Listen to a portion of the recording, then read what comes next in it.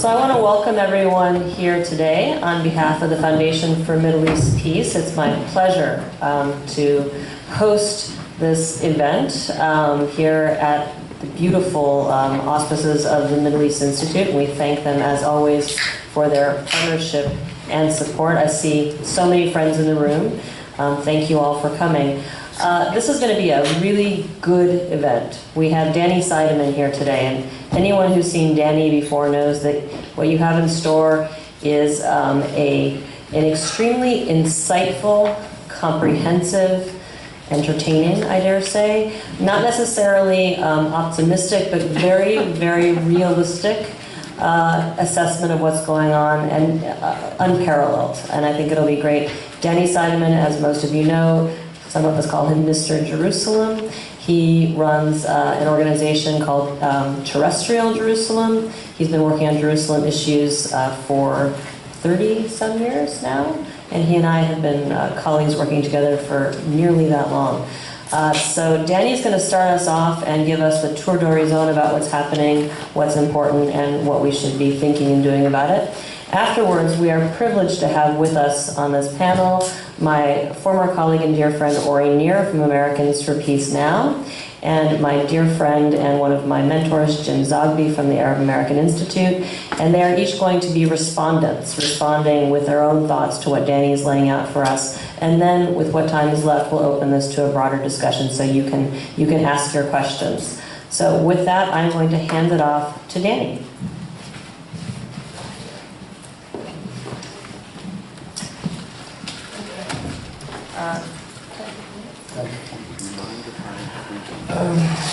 I've been coming to Washington for more than 20 years and trying to figure out what's going on, describe what's going on, meet friends with colleagues, and it's a very familiar terrain.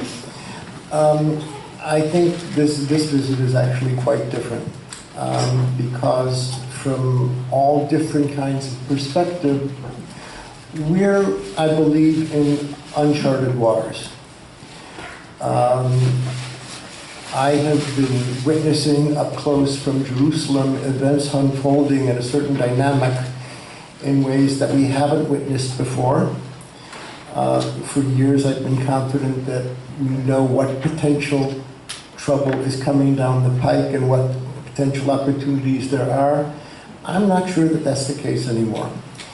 And I would like to point out three separate issues which illuminate the point that I'm trying to make. Netanyahu has a reputation of being a masterful tactician and perhaps not having a strategy. He's also rival. For a number of years I've disagreed with that. I think he does have a strategy. His endgame is not two states. His endgame is Israeli hegemony over all of the land to the west of the Jordan River, with certain limited autonomy to the Palestinians. There's only one people that is entitled and empowered to the west of the Jordan River. That's the Jewish people. The Palestinian, the interests of the state of Israel are such that we should not have direct control over them. I, Netanyahu, will make the minimum territorial concessions necessary, mostly areas A and areas B, in order to absolve Israel of the accusation of occupation and apartheid. Netanyahu is a Hobbesian. He doesn't aspire to an agreement. He doesn't expect an agreement. He doesn't want an agreement. I've said for years to my friends in the negotiating room, hair will sprout on the palm of my hand before Netanyahu will put a map on the table. He does not aspire to formal annexation. He aspires to de facto control and annexation. And his goal is that the world will acquiesce and the Palestinians will submit. Netanyahu has not fanatically pursued this. He is the masterful tactician. And he keeps his hand very carefully on the throttle and will only go as far as the traffic will bear. And he's more than capable, rather masterfully, of beating a tactical retreat, suspending more aggressive things, making conciliatory noises, but the azimuth remains the same. During the last 2.5 years, or 3 years, there's been an interesting dynamic. During the Kerry negotiations, there was an unprecedented surge in settlement activities that led to a devastation of the talks. During those negotiations, the borders between Israel and Palestine were being determined not in the negotiating room, but outside of the negotiation room with construction equipment and settlement expansion. When the talks collapsed, Netanyahu pulled back. And there were a number of things that he did. There were no new plans in the settlements. There were no new tenders. There were no new statutory approvals. Counterintuitive when there's intuitive. When negotiations are going on, you go wild with settlements. When things fall apart, you hold back. And that continued during all of 2016. Netanyahu not wanting to give President Obama additional cause to go to the United Nations with a parameters resolution. Now, please don't understand that this is a settlement freeze. It's not a settlement freeze. The settlement's expanded even with these restraints. But these were significant moves. When President Trump was inaugurated, I can only describe what went on with the settlers was a feeding frenzy. It was like sharks smelling blood. They were thrashing in the water. And oddly enough, Netanyahu continued this policy of restraint until the beginning of July, and then it changed.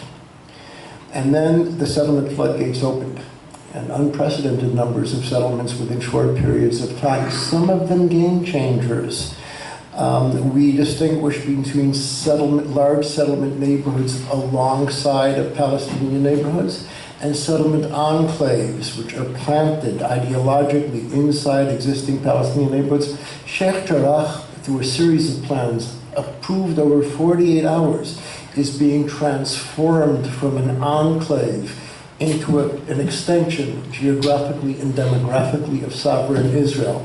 That is a border changer, and border changers are game changers. There are doomsday settlements, like Givat Matos, which would effectively seal the southern flank of East Jerusalem, create a buffer with Bethlehem. It hasn't been reported publicly, but he has green-lighted that.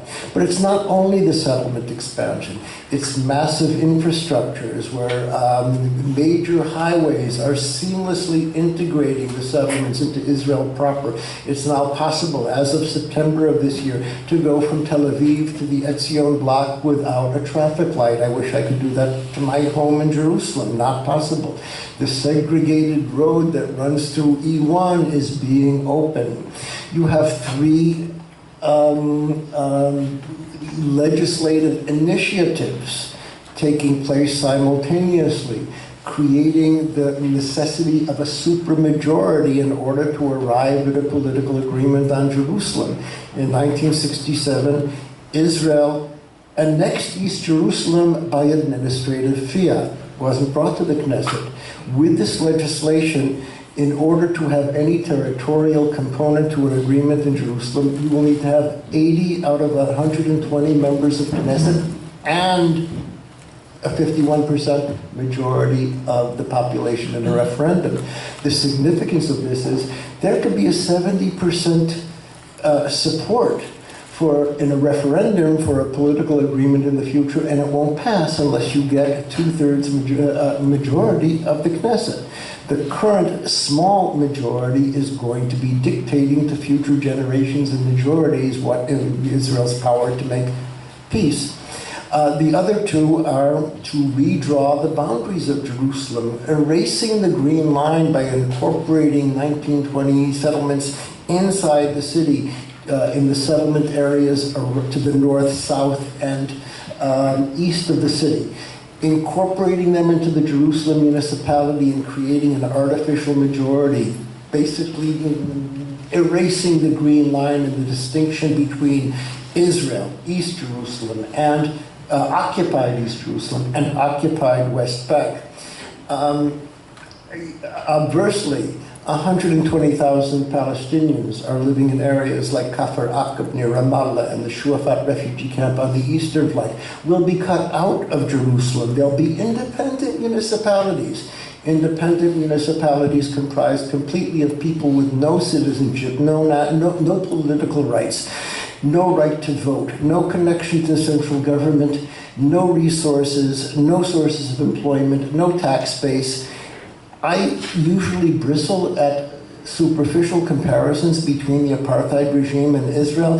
If that is not a Bantustan, what is a Bantustan? Then you have Netanyahu 2.0. He was not the wimp that we have come to know and love. This is Netanyahu in imperial mode, picking gratuitous fights with our allies, with the German foreign minister because he met with breaking the silence, with the German government because they abstained on a UNESCO resolution. All of those of us who are engaged in challenging and encountering and taking on the issue of occupation, and that could be the Israeli Supreme Court and not only civil society, are under assault as never before. And there is a common denominator to these two things, internationally and domestically. It is an attempt, and it is largely successful, to bully the world and to bully Israeli society into the parallel universe of occupation denial. All of these are part of a puzzle, and that part of the puzzle adds up to a strategic threat to move towards Netanyahu's goal of de facto annexation of the West Bank, and he's doing so in ways that he never dared do in the past. The second component of this new and uncharted waters, the response of the American government. I told friends with whom I've been meeting here in the previous administration, you guys have no idea how many bad things that you prevented merely by existing, merely by being there. Now, please don't misunderstand me. I am this critical, and probably more so, of traditional American foreign policy for the last 25 years, but it did have a sobering and a breaking effect. There were even occasions when I would get telephone calls from Netanyahu's chargé d'affaires, something like that, leaking something to me so that I would tell my friends in Washington so that they would stop Netanyahu, because Netanyahu wanted to be stopped. He just didn't want to appear to be volunteering to be stopped. He wanted to be stopped by somebody else. That period is over. The brakes are gone. I have seen this administration and most of its key players up close. I can tell you, I don't think I'm saying anything abusive. They are genuine in rejecting the two-state solution. I have seen them try to hide their contempt for the two-state solution. They did not do so successfully. There will be no adversarial engagement between the administration and the Netanyahu government. On occasion, they may say, you know, the Saudis are beginning to be a little bit upset. Could you put this off for a couple of weeks? And Netanyahu will respond, of course I can. We're all Republicans, aren't we? That is new. And then finally, the United States leadership in the Middle East, the decline did not begin with the Trump administration. It's been taking place for years, and there have been other players that have been significant. The doomsday settlement of Givat Matos wasn't stopped by the United States. It was stopped by the Quint. London, Paris, Berlin, Rome, and Madrid. They marched Israel on 3 separate occasions during 2013 and 2014, and Netanyahu had to set up and take notice. There were coherent voices coming from Europe. That is over. Netanyahu has successfully cultivated an obstructionist bloc within the EU, the former Soviet Union and the gas mafia, Greece, Cyprus, Malta. He got caught in a hot mic. Who needs Paris and Berlin if we have Prague and Budapest? There is a pivot in the direction of more authoritarian states. In post-Brexit EU, the UK is not disposed, let's put it this way, to act in unison in ways that have been done in the past. And there is something of a pivot of UK foreign policy into the avenue of choice, and that is the retreat into bilateralism. Settlements are bad, occupation's bad. Let's talk about trade. Mitigated because there's some good people who are trying to change things there, but it's very problematic. It is very difficult, and only in extremis can you get unified and coherent voices coming from the EU. For the most part, the international community is fragmented as never before. The situation I am describing is we have lost the brakes. We've lost the steering wheel. We've lost the destination, and the driver's drunk. Aside from that, everything's okay.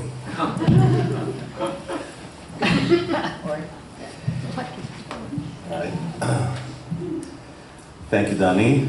I'm reminded of a conversation that I had once with Lara. We were sitting and listening to Danny on a panel, and Lara whispered to me, she always feels bad for people who are on a panel with Danny because he outshines them. And so being on a panel with him and with a professional communicator such as Jim is both intimidating and flattering, and I'll try to do my best. What I think I do, which could contribute just a little bit beyond Danny's comments about the domestic politics in Israel, is talk a little bit about the kind of domestic and international pressures that Netanyahu is facing, and try to explain that way his conduct, and particularly his conduct on settlements. Three kinds of pressures that he's facing. One is legal. We'll talk a little bit about that. The other is internal political. And the other is whatever, to the extent that there is, international pressure. The most important one, the key pressure that he's facing, obviously, is the legal one. My former colleague at Haaretz, Yossi Werter, in his Friday analysis, wrote that there are three things that can explain Netanyahu's current conduct, and they are investigations, investigations, investigations. So he is being investigated, and his inner circle is being investigated. He just spent on Thursday 4 hours in the investigation room with the chief investigator who has the name Koresh Barnur. I mean, just facing such a person who's called Khusro, father of light, you know, you have to admit to anything. And his two lawyers, Shimon and Molcho, are also being investigated. Shimon 5 hours, Molcho today was investigated for 5 hours. So that's really, that explains, I think, most of what is going on. I can talk a little more about the actual investigations if you'd like later on. There's the file 1,000 and 2,000 and 3,000, and now there's the media has come up with has depicted another file that is going on as 4,000, because it seems like Netanyahu is involved with that one as well. So what is he afraid of, other than going to jail, obviously? I think one is the continuation of his rule, and I agree with Danny that Netanyahu wants to rule not only because he likes to be prime minister, but because he really views himself as fulfilling a mission, a historic mission for the future of the Jewish people. And the other is his legacy. He doesn't want to end up like Prime Minister Olmert, who would never have an airport named after him. And therefore, what he's seeking is political backing, particularly from his right-wing partners in the coalition, both the young guard of Likud and Bennett's party. And I think there will be a point where he will seek backing from Trump as well. And we can talk a little bit about the relationship between him and Trump, which I think is fascinating, there's a really interesting dynamic going on of Netanyahu finding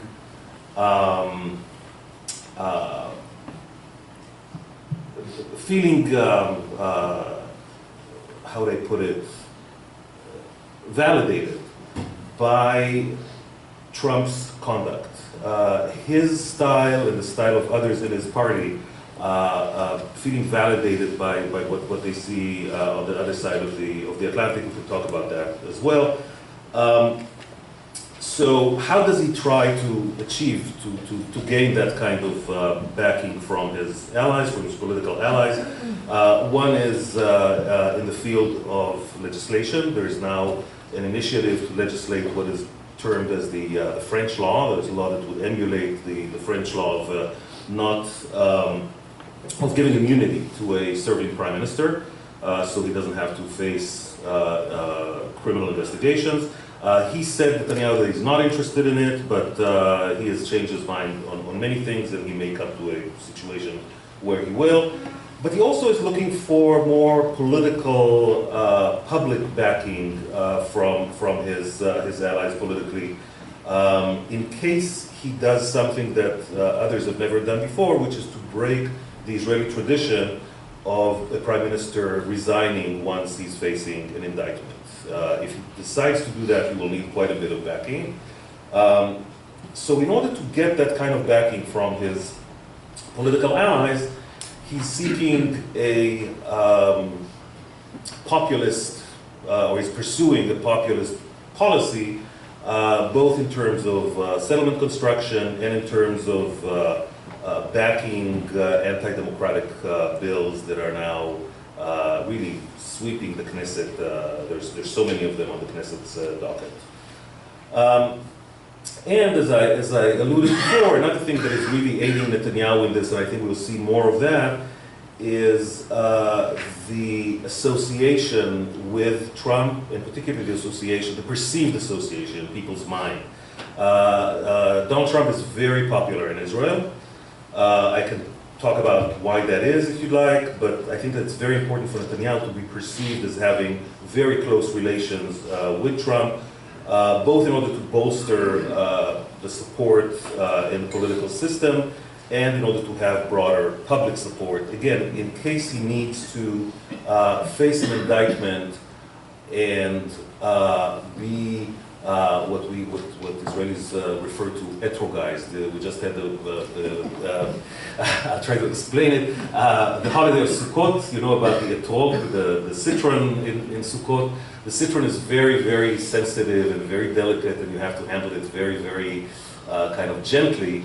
And so there's an expression in Israeli political jargon of guarding an Israeli politician in case he's facing threats from the outside, like an etrog, if he is important, if he's fulfilling an important task for Israel's future.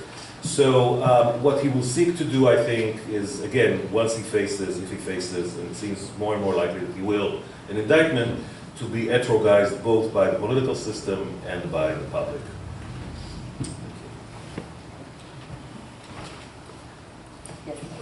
Oh, sorry. Oops.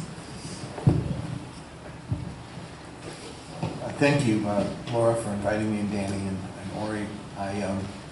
I sometimes am cast in an adversarial role, but I have nothing to disagree with, and depressingly can only agree. I think, Danny, that the observations you make initially about Netanyahu are absolutely so important, because from the outset, we saw him as an ideologue who was a malevolent maneuverer, and he has never changed his spots. He's had a single vision, and he knew that if he waited everybody out, that in the end, by appearing to maneuver, he would buy himself time for his ultimate goal, which was to implement a land of Israel strategy, and to ignore. I will never forget at the Madrid talks, doing a press conference where he was asked a number of questions about Palestinians, and he would not say the name. He referred to them as the Arabs part of the Jordanian delegation. He would not refer to them as Palestinian. He learned to say the B word. He was forced to say the two states.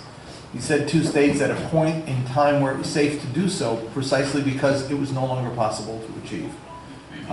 And so even today, in the US, politicians who say that they support a two-state solution do so to absolve themselves from having to do anything to change a dynamic which has created a situation where the two-state solution is not possible. And so they also have learned to buy themselves time. And so it is obviously a worrisome situation that we've seen devolve into where it is today. What concerns me in all of this is the impact it has on Palestinians, and in particular in this instance Palestinians in Jerusalem and its immediate environments. Too little attention is paid there. We focus a lot on Gaza and the suffering of people in Gaza. We deal as well with the Jordan Valley and with the Bedouin and others, but the impact in Jerusalem.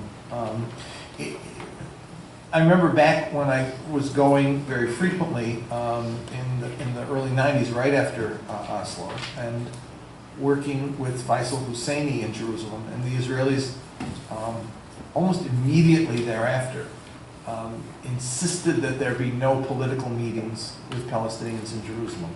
That was an early sign. And then I remember going with Reverend Jackson. We had a conference in Jerusalem, and you remember he led the march from the Ambassador Hotel. He led a set of civil rights march, because the Israelis banned us from doing anything at Orient House. So he said, we'll march to Orient House. And we were able to march to Orient House, but we were not able to meet at Orient House.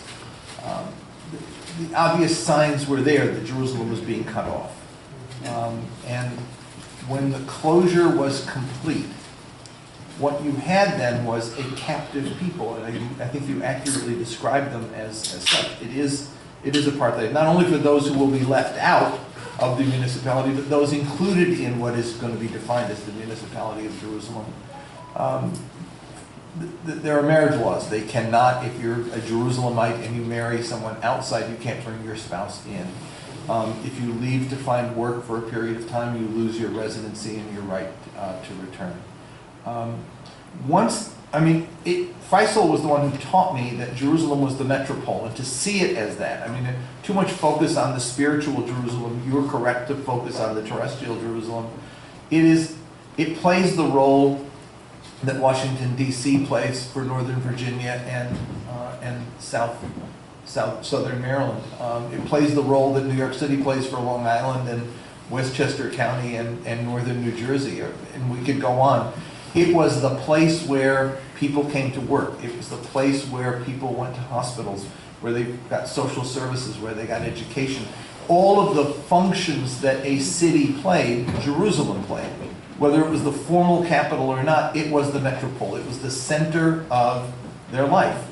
And yet they came to pray as well, but they were entertained there. They were, their social life was there. Everything focused there in that area. When it was cut off, you not only had a strangulation of the Arabs within the city of Jerusalem,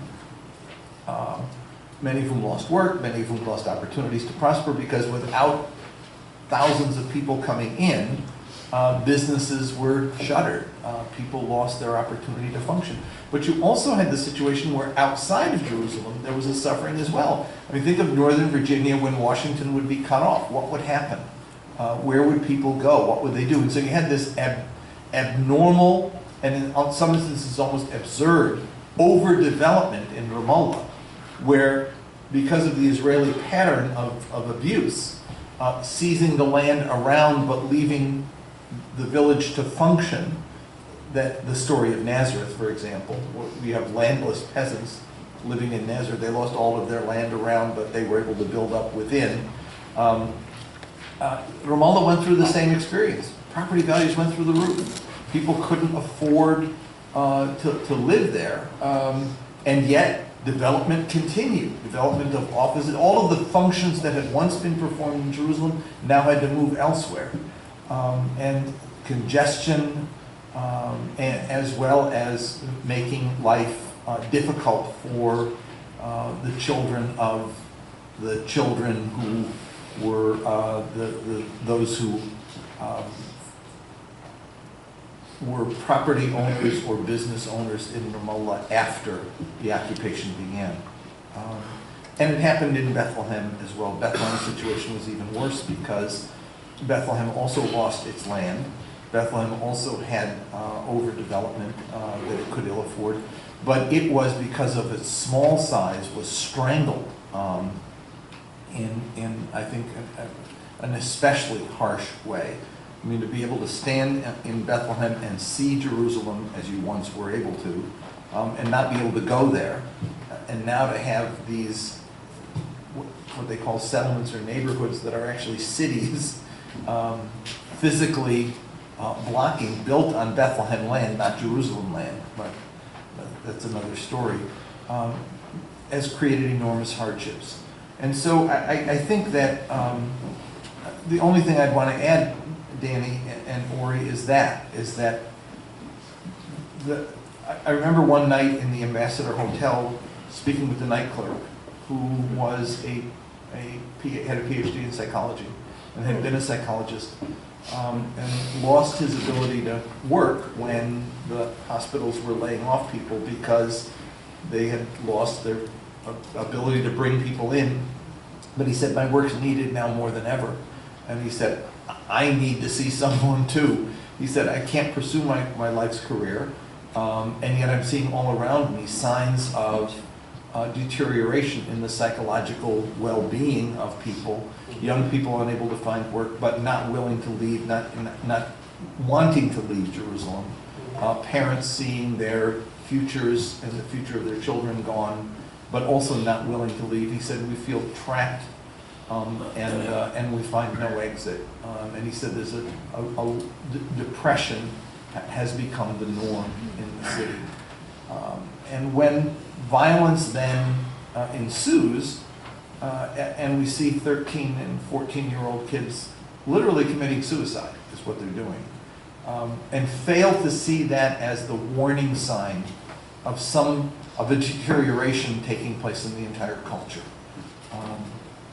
No society wants to see its children murder themselves, end up taking their own lives in that kind of fashion, unless that society's reached a tipping point.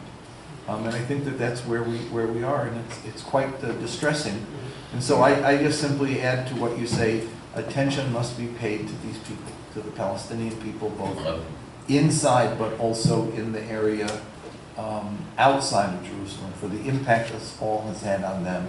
That it is not a question of restraining Israeli behavior, it's not a question of just restraining Netanyahu's long-term ambitions, etc., but attention must be paid to the life of these innocent victims of what has become a devastating story. Thanks. Thanks to both respondents. I want to actually follow up with a question for Danny, and picking up where Jim left off. You talked about the broader political trends with Netanyahu, what's happening with Trump.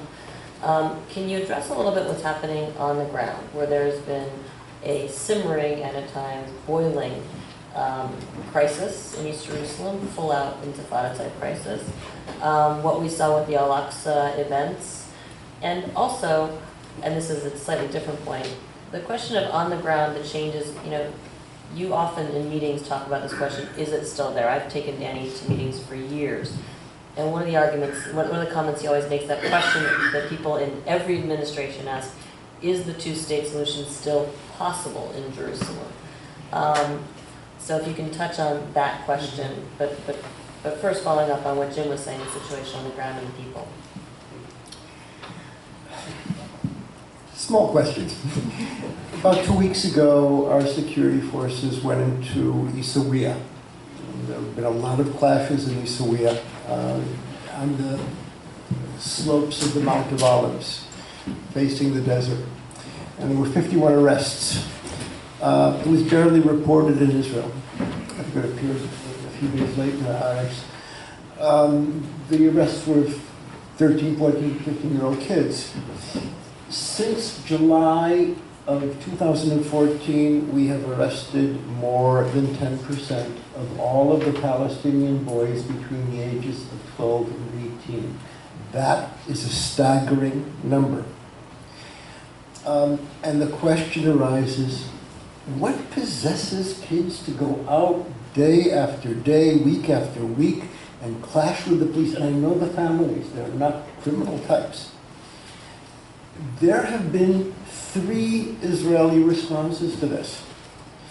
One, official Israel, which accepts United Jerusalem as an article of faith, which inoculates the decision makers from exposure to the empirical realities of the city. Nowhere on the planet is there a prime minister and a mayor so utterly detached from the places they're living. And these people in Isawiya are living the optimal life. They've got it great. And we're magnanimous. So if they are in open rebellion, they're bad, and we will crush their will. And collective punishment, which existed since 1967, but was episodic, has become systemic. The kids will clash with the police. Every car in the neighborhood has a parking ticket. And that's mine. The second response are those of our quote-unquote forces of moderation. Encircle them with a wall, says the Labour Party. Says some of our generals, not all of them. Since the first wall was done so well, wait, how are going to people put food on the table? Where are they going to go to school, places of worship? No, this will be done by military measures. And finally, I regrettably say, our friends in progressive Israel, they're saying, we haven't built sewers, we haven't built schools. If we only built sewers, we only built schools, this will be all over. Well, we haven't built sewers and schools, and if we did, it will not be over. I don't want to sound paternalistic or stereotypical, but for me, the key to understanding what was going on here, when I noticed the following, that there have been 2 popular uprisings in Jerusalem, not one on the streets, and it was run by kids and coordinated on Twitter and Facebook and not driven by a hyper-charismatic rock star called Abu Mazen, who was obviously charismatic. And the second one was on Haram al-Sharif, which was led predominantly, but not exclusively, by women. Now, as a traditional society, most of Palestinian society, or much, remains patriarchal. And the adult male was missing. And there's a message in that. Head of household, dad, husband, you are incapable of fulfilling the basic obligation that every head of household owes his family. You owe us a future, we have no future. Let me start here. We demolished homes in Isawiya. And every home demolition, every Palestinian I know is thinking the same thing, especially the kids. When are you going to be demolishing the homes of the murderers of Muhammad Abu Khter? And the kids identify with the death of a 15-year-old boy abducted at 3 o'clock in the morning. And there's this sense, under Israeli rule, Israeli blood is red and it's blood, and Palestinian blood is water. I, again, dislike facile comparisons between the experiences of African Americans and the experience of Palestinians' occupation. Under Israeli rule, the kids sense, and they're right, Palestinian lives don't matter. And that ends not when Israel behaves well. It's not reformable, it's not fixable. It ends when occupation ends, and there are very few people articulating that within Israeli society. And that's the brutal truth. There is a mirror image to this when you talk about the events on Haram al-Sharif, the Temple Mount, this summer. And here there's actually something that's really inspiring. In my last meeting, as I was walking out, my interlocutor said, what do you say about the Saudis' claims that we solved the problem on the Temple Mount? And I almost burst out laughing. The events around the metal detectors and the radicalization on the Temple Mount was taken over by young Palestinian men and women. They drove the conflict. It was only they who set up the rules of engagement. Zero coordination between Netanyahu and the king. There's bad blood now. It did not end because a phone call came in from Washington. None of the phone calls matter. It ended when this young leadership was satisfied. There was a 48-hour period after Israel backed down and before it was decided that prayers could resume in Al-Aqsa. And what was going on? The leadership was asking, is this sufficient for us to go back? And they got some additional concessions. What was interesting about the leadership is they didn't know who they were. The people themselves making the decisions didn't know they were making it. Fatah came late to this. They wouldn't let the Muslim movement in Israel close to this. If you were to have a poll, who do you hate most, Abu Mazen, Netanyahu, or Abdallah, it would have been a close horse race. And it was they who decided. And all of a sudden, there was this palpable sense of exhilaration on the streets of Jerusalem, because it was the antidote of Palestinian lives don't matter. We matter. We have our dignity, we have a say, and we will be listened to. We will be heard from. Questions, can that be sustained? Can it be replicated? Difficult. Enormous challenges to that. Final question, I'll do this telegraphically. I did this with the American team a short while ago. I hope I don't, we Israelis are known for our excessive humility.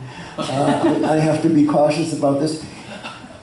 The greatest challenge to the Jewish people and to the Palestinian people in this generation are one and the same, perpetual occupation. And I am not blurring the distinction between the occupier and the occupied. I am an occupier. Occupation ends in one way. It ends in a border. There aren't two ways. All sorts of things can happen after that border is created, one way. And we know with a great deal of authority where that border goes. It's the only conceivable place where simultaneously an Israeli leader and a Palestinian leader, when they will negotiate in good faith, will agree. And since we know where the border goes, we know how many settlers will have to be relocated to get to that border. When Netanyahu entered office in 2009, the number was 116,000. Today it is 163,000. Last year it went up by 6,700. You want to know if the two-state solution is alive or dead? If Israel has the capacity and the will to relocate 163,000 settlers, it's alive. If we don't, it's dead. We clearly have the capacity.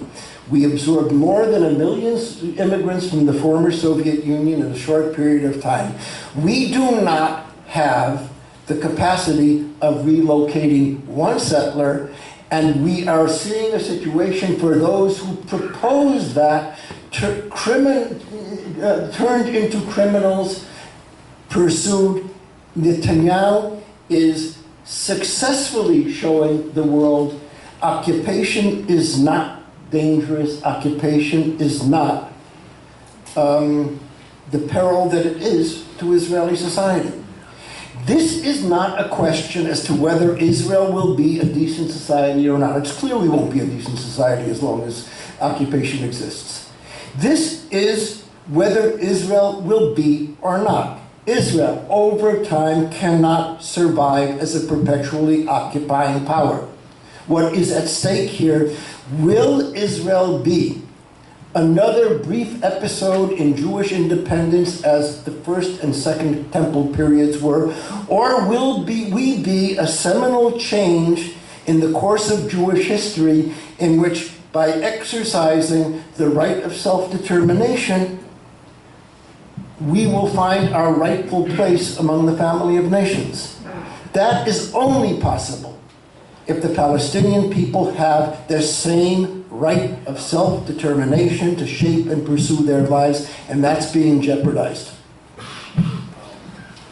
All right, so we have a little over half an hour left. I want to open it up to questions. Before we do, I want to just make a quick shout out. Ori mentioned anti-democratic legislative initiatives, and Danny just alluded to those as well. I know that Ori has done a great explainer, which is on the Peace Now website, www.peacenow.org. ACRI as well, that's the Israeli version of the ACLU. They keep a running piece on that. You can find them online as well. So that if you want to learn more about those two things that were referenced. Questions? Start with Jerry right up front. Can you speak up, because we actually are recording this? Oh, okay. Is there a microphone? Is there a mic?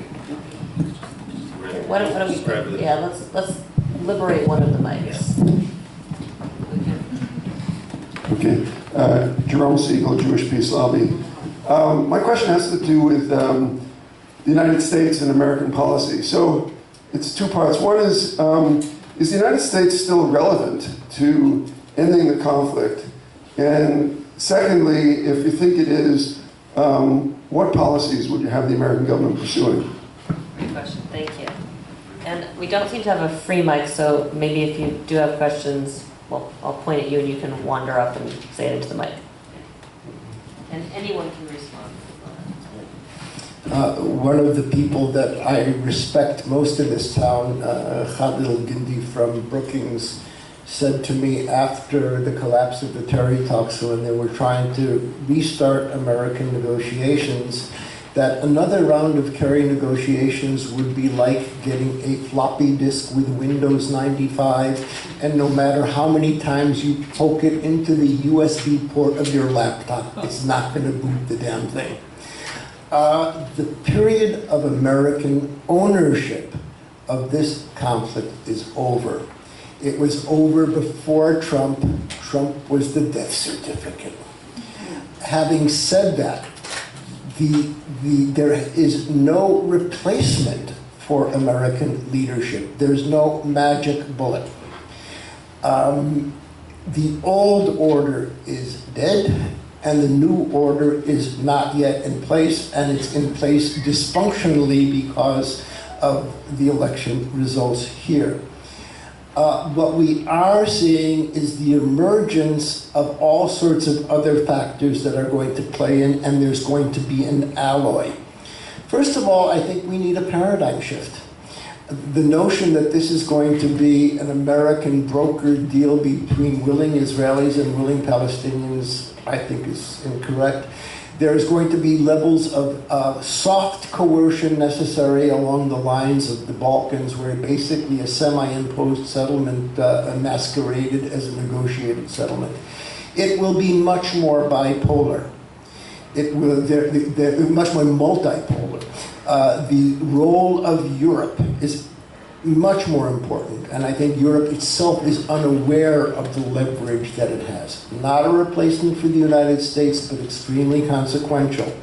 I would say the same with the Arab world. There are those who are saying that the current alignment creates an opportunity for regional peace. Most of the people who are saying that are saying it in order to avoid addressing the issues of occupation as an auxiliary engine of moving forward, extremely important. International law is becoming much more consequential. The conflict will not be solved by reciting the Fourth Geneva Convention like a mantra, but applying the norms of international law is an important part of that alloy. One of the most neglected dimensions of this conflict is the role of faith communities. One of the grave dangers in Jerusalem are the ascendancy of the religious groups who now dominate the discourse, of those who weaponize religion. It's the biblically driven settlers and the messianically driven Temple Mount movement. It's the Brotherhood. And it is the end of days dispensationalist evangelical Christians who make the Brotherhood and the Temple Mount movement look pain. Sarah Palin can see the Temple Mount from her front porch in Alaska. We need to, and that the faith equities of this conflict have been neglected by, I think, very superficial negotiators. So we, at the moment, have inherited a box full of schmatas, rags. And we've been told, make a quilt out of those schmatas. Well, those schmatas are not quiltable, but that's what we've got. And we've got to take what we have to hold the line, keep things afloat, and as the New World Order emerges, take full advantage of it. There will be a role for the United States. It is not the role that it purported to fill for the last 25 years.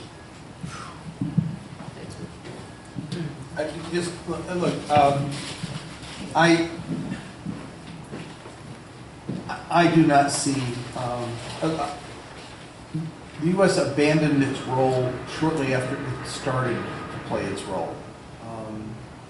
Baker succeeded in applying pressure to get them to Madrid, and then the pressure was off. And the parties themselves concluded Oslo, but with so many caveats that they came to an agreement about everything that they couldn't agree to, as well as what they could agree to, and it needed to be worked through. The problem was that the White House said to them, that's so great you guys have done this, now why don't you go off and finish it, which was the same as a couple who'd been fighting for decades going to a marriage counselor, and the marriage counselor saying, that's great, now I'm going to leave you alone to solve it. It was a cry for help, and we didn't respond. And I don't think we responded. I mean, we didn't respond precisely because we had no capacity to respond. I mean, the people who were in the White House at the time dealing with this basically did not see the role of pressure or the fact that America could play a different role. In Congress, after 2 or 3 days of euphoria, got whipped into line by AIPAC, who then turned, instead of supporting this process, to impose so many encumbrances on it that it was actually Israel got the rewards and the Palestinians got some pressure, some rewards, but it was an encumbered set of rewards.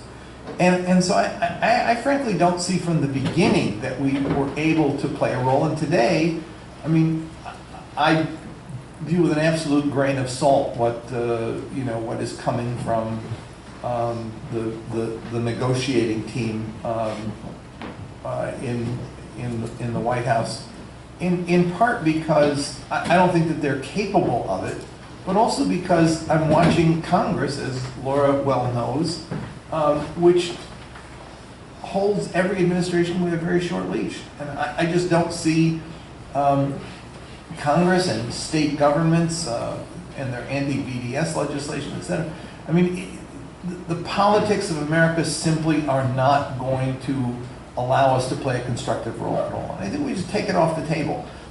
But there's no one else to play to play a role other than America. So that's why I'm pessimistic about any solution at this point, and say that we have to focus instead on human rights issues, on advocating and defending and elevating those. Look, all the crap that's going on there right now. What's the big story in the Washington Post the other day? Religious women soldiers in Israel. That's the story they want to focus on. And Danny, when you were talking about East Jerusalem, about the Israeli view of it, it reminded me of the situation here in Washington. My son actually got in trouble years ago when he was working at the State Department because Mort Klein at ZOA found an article that he'd written in the Virginia Law School Journal after he spent time in Jerusalem. He wrote an article saying that I'm in West Jerusalem right now in a bar listening to music with Israeli kids sitting down the way. And he said, I realized how similar my life is to theirs. We listen to the same music, we drink the same beers. And he said, I live in Northwest Washington, and about 5 minutes away is a part of the city that most of my generation have never seen, where in our name and in our city, people are living under dire poverty and under real oppression with a legacy of racism that has divided the city into white and black, but we've never gone there, never been to Anacostia. He had been there because he worked in the Jackson campaign in '88, and we campaigned in Southeast. But in the same way, those Israeli kids were sitting in that bar in West Jerusalem, and 5 minutes away was East Jerusalem, never been there. When we polled on this, on the 20th anniversary of Oslo, and asked how important is United Jerusalem, everybody said yes. But when we asked them about specific Arab communities, they'd never heard of them, didn't know where they were and whether they were in Jerusalem or not.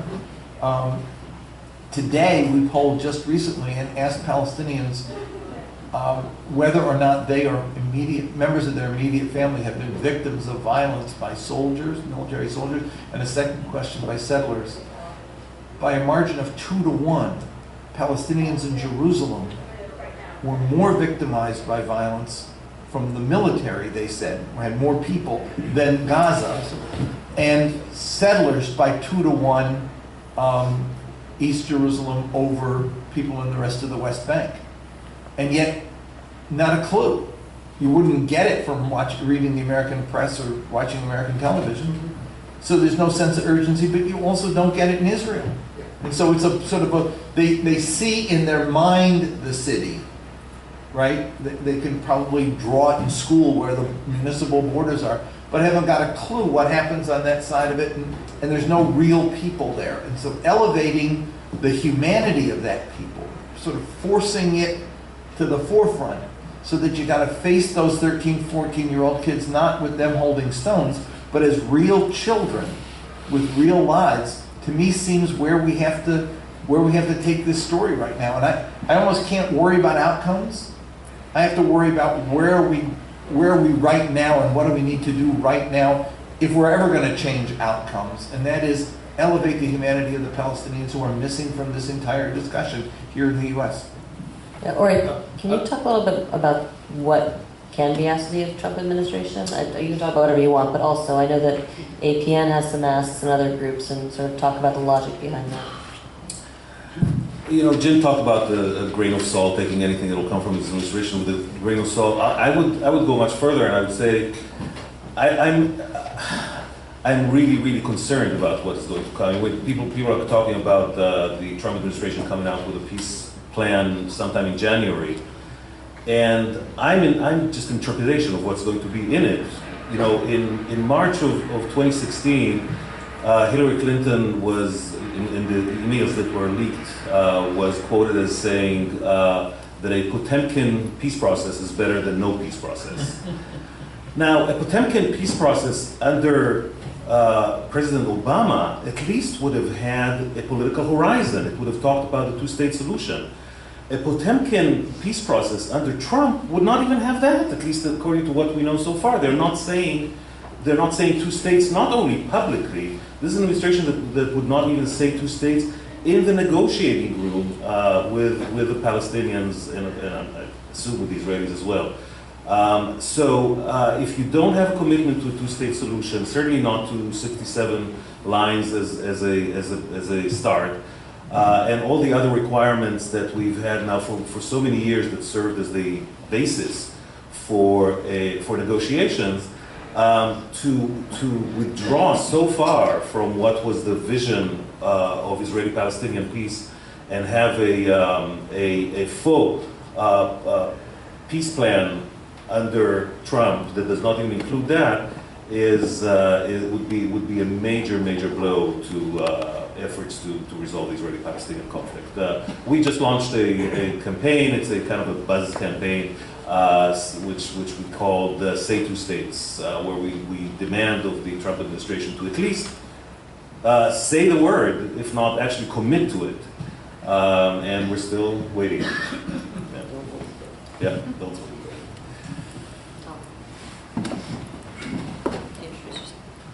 I'm Tom Getman, a former NGO executive.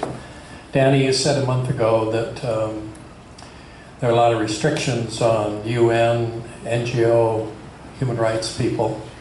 And the three of us visited Court Watch and discovered that over 90% of the kids arrested come from within a mile of the settlements. What happens if the restrictions are tightened on Israeli NGOs, international NGOs, in regard to speaking up for this kind of thing? And are there going to be more arrests, do you think, for people like us?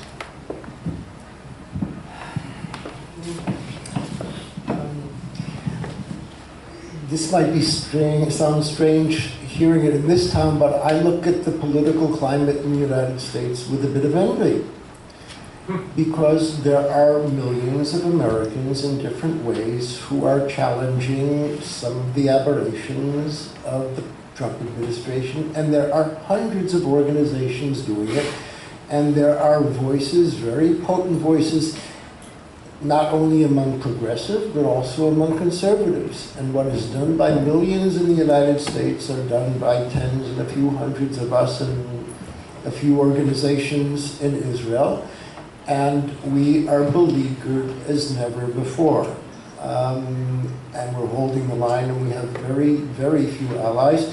And there is a mirror image in Palestine, because civil society is being targeted by the PA there as well, and they're succeeding. We are losing our funders, people who love us, not because of NGO Monitor, because Netanyahu is going to heads of state, and people are just tired of messing with Netanyahu. Now, we're not going away, and we're not giving up, but we are keepers of the flame. We're not alone. We have Palestinian colleagues who are keepers of the flame, and we do have friends in the international community, and they're standing by us. That's becoming more important. But we're facing challenges that we did not face in the past.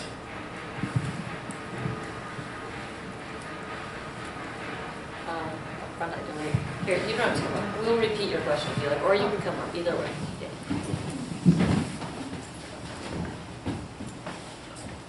Thank you. I'm really interested in your perception of the role of the Jewish community in the United States in all of this. We now have J Street as certainly not a counterbalance to AIPAC, but growing. We have more and more young progressive Jews who view some of the civil rights issues in Israel and Palestine as their issues. We have more and more conservative and reform Jews who are tired of seeing the restrictions on their interpretation of Judaism. I mean, there's more and more things happening, and now the latest thing that came out, that federation, which many of us have contributed to through UJA, has been funding settlements in the West Bank. So do you see something coming up, perhaps in the not too distant future, that might change the balance, that the pressure that American, more progressive American Jews exert on Congress? It's a great question. I think, Ori, if you also want to take this after, I know Danny has stuff to say about this, so why don't you start, Danny? You know, I appear on occasion on campuses, and I think they're sort of emblematic of what's happening across the board. You have a significant minority of those who put on ties and go to AIPAC conferences, and the birthrighters, occupation denial, steady commitment to Israel, but mindless rubber stamping of everything that Israel does. You have an increasingly active, both Jewish, Palestinian, ideological left, much smaller, vocal, and some of it toxic towards Israel, and you have a total collapse of the center. And what I see mostly in the center are young Jewish men and women saying, plague on both your houses. Why, you know, this doesn't reflect my values. And then walking away. And what is absent is the ability to critically engage Israel, and it's becoming increasingly difficult because of the criminalization of BDS and a very broad definition of BDS, which would include me. I am in favor of boycotting the hell of anybody who is actively complicit in occupation. And that's the great significance of APN and J Street, particularly J Street U, that devotion to Israel. You know, these young kids are, as far as I'm concerned, like the rich uncle who's subsidizing our crack addiction to settlements and occupation instead of sending us to rehab. I think that the opportunity exists for that to change as never before. I think that Netanyahu's exuberant embrace of Trump, the pass he is giving to blatant anti-Semitism, including from his own son, is teaching the American Jewish community something about Netanyahu and Netanyahu's Israel. And I don't deal in an initiated way with the American Jewish people, but Jewish community, but I'm getting more requests from synagogues and federations, show us East Jerusalem. I think that there is a crack there. And we have to take a sledgehammer and pound away at that crack. And there are opportunities today that did not exist before. I'll put it very bluntly. When I go out and show these groups, or appear in a synagogue, and I do not pull punches, people don't throw me off the bus or under the wheels of the bus and don't walk away. It's a bit like saying, I have some bad news for you guys. Your family's been doing you a great disservice. They've been hiding it from you. You've got cancer and you're going to die. Unless you have radical surgery and a strict regimen of chemo. If you do that, you will live, but you have to do that. And the response is almost an audible sigh of relief. The American Jewish people, the community, and I think the Democratic Party are open to a new kind of discourse in ways we haven't seen in the past. It's not going to happen on its own. It's going to be very difficult, but there are some new opportunities there. I would definitely agree, but even go a step further and say that the crack is more than a crack. I think that it's really widening, and it's widening fast. Today, the GA is taking place in Los Angeles, the General Assembly of the Jewish Federations in the United States. The President of Israel, Rivlin, traveled to speak. Who is not there? Who is not speaking? Netanyahu. Why? Because he doesn't want to be booed. Clearly, plainly. And he knows that he will be booed there. And the reason why is that there's a growing recognition within the Jewish community in the United States, which is overwhelmingly progressive, that there is a clash between two sets of value systems in Israel. One that they identify with and one that they don't identify with, which is headed by Prime Minister Netanyahu. And they increasingly understand that they have to take sides. If they are to influence Israel's future, the future of Israel's character, they have to take sides. And increasingly we see that not only the wonderful young people of J Street U and their ilk, but also the more the older ones, the ones with money, are taking sides. And I think that that's where there is a great deal of hope. So for Jim, if you could talk a little bit, just to start taking off where Ori left off, on how this plays with in the Arab American community. There has been growing discussion now every time we talk about activism here about intersectionality, which is where these issues come together, and we see over and over, whether it's Black Lives Matter or any other kind of march, where Israel-Palestine becomes an issue of contention within the activist base and the progressive base, and particularly among a younger generation. Can you talk about that just a little bit? Yeah. Let me say that the emergence or the re-emergence, I mean, because I am old enough to go back to Brera, that period, the re-emergence of a progressive voice in the Jewish community has, and it's the fact that it has so many component parts, from J Street to Jewish Voice for Peace and others that have been quite extraordinary in opening. We have to mention If Not Now, which was out protesting the ZOA dinner last night. So. Right. And others. I mean, there are multiple organizations, Americans for Peace Now and others as well, have created this space. It's been important for us. They've created a space for Arab Americans to operate in this discussion, which has been important, and we fully acknowledge that. I am not as hopeful now about the institutions, the major institutions of the Jewish community, which appear to me to be more focused on the growing intolerance in Israel toward alternative forms of Judaism, or toward less conservative forms of Orthodox Judaism. And having seen that debate within, I was on the U.S. Commission on International Religious Freedom for 4 years, and my God, we could not get them to deal with this issue at all. Only time ears perked up was Women at the Wall. They thought, that's, but they couldn't touch it because they knew that all hell would break loose because I'd been raising the issue of Christians and Muslims in Jerusalem.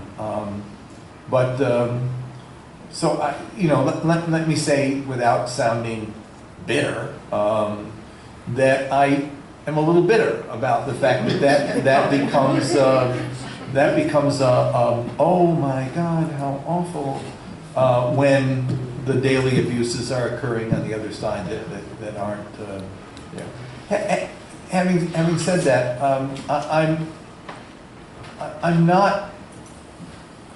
I'm just not confident right now that we're going to see a paradigm shift here in the States at all.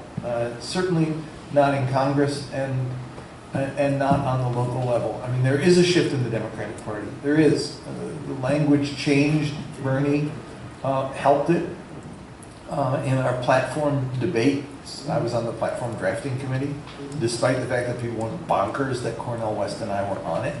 We actually, got a hearing for issues. Language got changed to deal with it. But I think we knew the limits of that. Language changing on a platform that nobody's ever going to read versus changing policy is something else. But it was indicative of the fact that there's, the people put their finger in the air and said, I think the wind's shifting here a little bit. We got to accommodate it. Is it enough, or is it indicative of a shift that will allow a future shift in policy? I don't think so. I just don't right now. And so, like I said, I'm refocusing energy on human rights, the human rights dimension, feeling that the more churches that will endorse BDS, the more student groups become activated on campuses, the more we're able to do what couldn't be done when I started the Palestine Human Rights Campaign in the 1970s, which was we couldn't get Amnesty International to adopt a Palestinian case. They wouldn't do it. It was too controversial. We've crossed that bridge now. And I think more people are willing to embrace these cases and elevate these personal stories. And hopefully we get some traction. Now, I want to just say, I'm concerned about campuses, though, on both sides of this. President Trump has just nominated Ken Marcus for civil rights post at Department of Education. I've debated Ken Marcus, and frankly do not believe he is supportive of civil rights. Actually, on issues from gays to African Americans but he certainly is not, he has a mission regarding anti-Semitism, and that is to have the State Department's rather bogus definition of anti-Semitism adopted by the Department of Education so that Jewish students could bring suits against campuses because accusing them of anti-Semitism. Now, I've read the Brandeis books and the ADL books in which they collect all of these stories, and frankly, they are, it's not, the word rubbish would not be unkind. It's scary a little bit. I mean, 19-year-old says, I had a professor teaching Arab nationalism He was a Nazarite. I felt so uncomfortable in his class. That was listed as an anti-Semitic, report of anti-Semitism. I mean, there is anti-Semitism. Do not, for God's sake, cheapen the meaning of the word.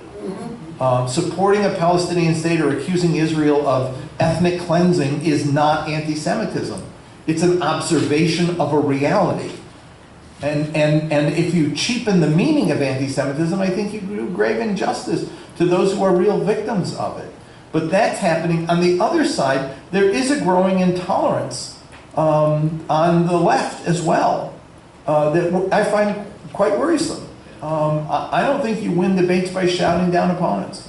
I don't think you win debates by refusing to hear. I think you win debates by engaging in debate and having a free arena for political discourse. And so I think that, you know, there's hypersensitivity on one side, intolerance on that side and on the other side.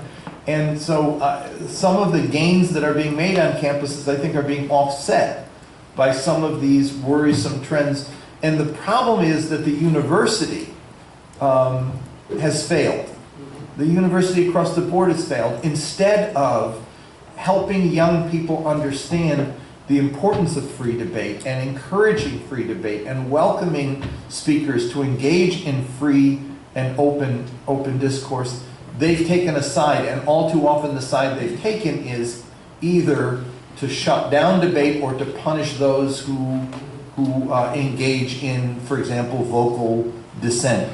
And all too often, those who are the victims of that become the pro-Palestinian kids, who either they're the SPJ groups are banned or are outlawed on campuses or are punished, and their activities restricted. And I find that not helpful at all to this. It's not going to make the debate go away. What it's going to do is I think, force people to more radicalized activity, which is not going to be helpful to move this discussion forward. I actually just want to weigh in for 1 second because I've done work on this as well, very briefly. I think what Jim is pointing to actually is potentially also a point to be optimistic about, which is at this moment in time, for the first time in history, we are seeing real grassroots engagement on an Israel-Palestine issue without, all on its own, it's organic. And it's because people are overreaching. When the ACLU comes out and says legislation that's being promoted ostensibly to be pro-Israel is brazenly unconstitutional. I've been doing this in Washington for 15 years. The grassroots response to current legislation that's being debated ostensibly to be pro-Israel, which is about actually defending occupation and promoting settlements, the grassroots objection to that is at a scale I've never seen, and it goes far beyond the Jewish progressive community or the Arab American community, to a community of progressives who say this isn't about Israel. To some extent, the illiberal trends in Israel, as they leak over or as they are matched and amplified by folks in the illiberal community that supports Israel, are creating an opening, I think, where we're going to increasingly see not just students saying, my values, whatever. When the ACLU is taking this up and progressives, Jewish and non-Jewish, are forced to say, if they're going to come up and say, yeah, I agree with the ACLU on everything, but on this thing they're wrong, that's when that starts to break. And I think we're seeing it breaking now. And I think that's actually a positive development. Okay, we have time for one more question. I'm gonna give it to Steve in the front, and I apologize, this is gone. We're going to go long, otherwise I have to take Danny to the State Department. So. Thank you, Laura. Stephen Stern, Friends of Tahrir Movement and Mosaic Theater. Ori, you opened with discussing the societal and political pressures on Netanyahu, and conceivably there's going to be at least some shuffling of the deck chairs that's foreseeable, some changes within Israeli society. Danny, you talked about the core strategy and tactics of de facto, not de jure, annexation. Could either of you speak to whether all of the obstacles, we know all the obstacles, to if there is any opening for the security establishment within Israel, large parts of it, retired and presumably active, who understand that from a security point of view, that is a disastrous policy for Israel. Can that play into the mix in any virtuous way coming up? Actually, Ori, why don't you start speaking Danny the last word? I want you to say that. Really briefly, the answer is yes. I mean, not that I see any kind of an immediate, conjunction where the generals are going to unite and run as a party and champion peace. But we're seeing a lot of pushback from the security establishment, both people in uniform and the retired. They have a great deal of influence in Israeli society. And again, we're talking about glimmers of hope, one of them being the Jewish community and what is happening to it here, the other being the overall community of the United States. I see quite a bit of hope there in the future, and I think that there are some people waiting on the sidelines, good people who've been in the security system in Israel who could play a constructive role in the future. I have to say, bluntly, once Netanyahu is out of the game. I want to tie a couple of the things that both Jim and Ori have dealt with. Under Netanyahu, being pro-Israel is becoming a wholly owned subsidiary of the ideological right. And a lot of folks, both in Israel and here in the United States, find that deeply troubling. And as a result of that, we are beginning to see pushback in Israel from the hidden elites. I don't want to over-romanticize the general. Most of them are probably more aware and more articulate about the perils of occupation than any of the political leadership in Israel. That does not turn them into peace activists. But a voice such as that of Tamir Pardo, who was the head of the Mossad, a Netanyahu appointee, that the only existential threat to Israel in this generation is not Iran, it's not 120,000 Hezbollah rockets, it's occupation. As Netanyahu morphs into 50 shades of authoritarianism, we are beginning to see pushback from the hidden elites in Israel. It is just too in your face to ignore. And it's beginning to emerge from the military elites, from people in the arts who are also under attack, to captains of industry. I believe that the Israeli Medical Association did something that the American Medical Association didn't do. It told its members that force feeding of detainees is contrary to medical ethics. Don't. Now, none of these add up to a groundswell, but I believe there are a critical mass of events taking place that create the possibility that within a year, Netanyahu will not be prime minister. That's not a magic change, and we don't know what happens next. But Netanyahu has consumed much of the oxygen of the Israeli political system, has dominated the discourse. It's impossible to say what replaces him.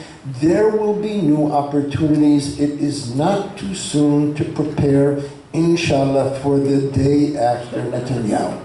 Be'ezrat Hashem. May it please the Lord. And I can count on Danny to leave us on a somewhat upbeat note. I want to thank everybody for coming. I want to thank all three of our panelists. I want to encourage folks to go to the websites because there's amazing resources. So aaiusa.org, peacenow.org, and just Google Terrestrial Jerusalem, t-j.org.il. Thank you very much for coming.